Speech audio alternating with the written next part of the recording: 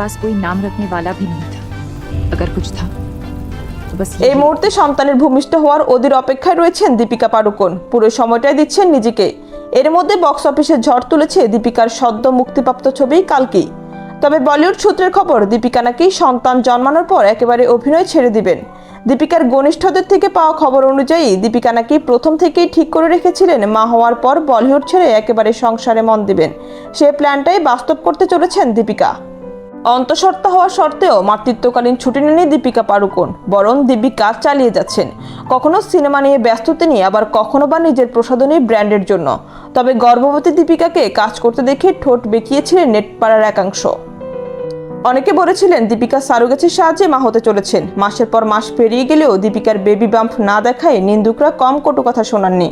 সেই সব গুঞ্জনকে ফু দিয়ে উড়িয়ে বেবি বাম্প নিয়ে কালকি সিনেমার প্রচারে হাজির হয়েছিলেন অভিনেত্রী। মা হওয়ার আগে দীপিকা চাইছেন সব কাজ শেষ করতে।